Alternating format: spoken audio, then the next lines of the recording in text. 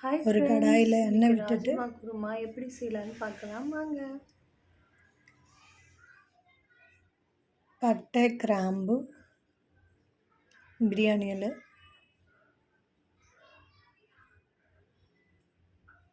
கறிவேப்பிலை,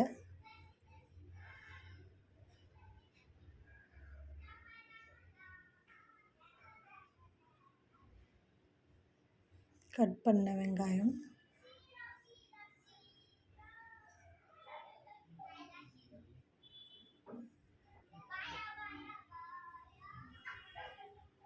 சேர்த்துட்டு நல்லா வதக்கணும்.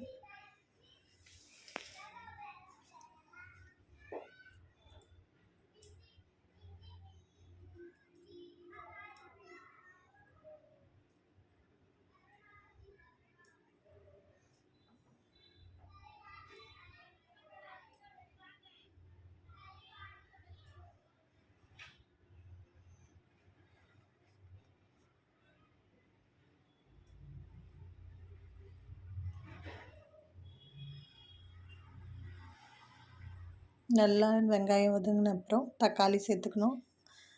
அரைச்ச தக்காளியை சேர்க்க போகிறோம்.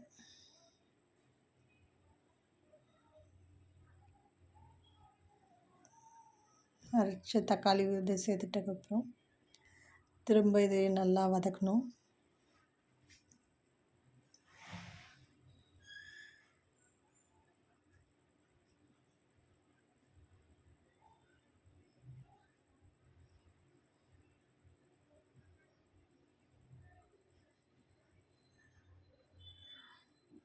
தக்காளி நல்லா வதக்கணும்.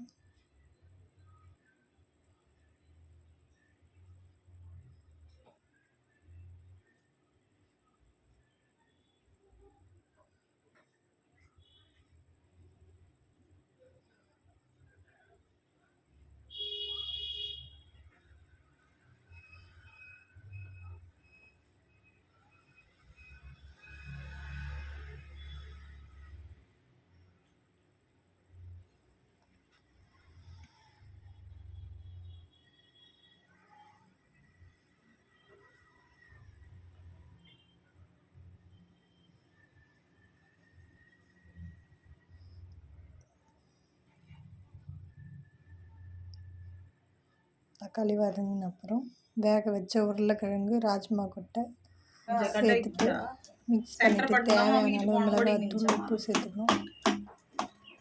சேர்த்துட்டு நல்லா இதை கொதிக்க வச்சா அப்புறம் அரைச்சி வச்ச தேங்காய் விழுது சேர்த்துட்டோம். சேர்த்து நல்லா மிக்ஸ் பண்ணிவிட்டு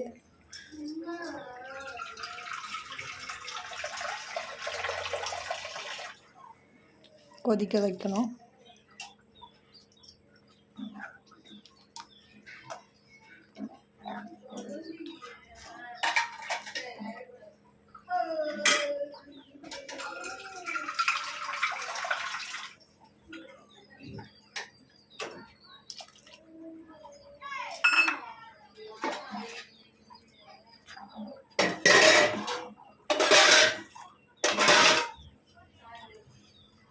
கொதி வந்ததும் ராஜ்மா குருமா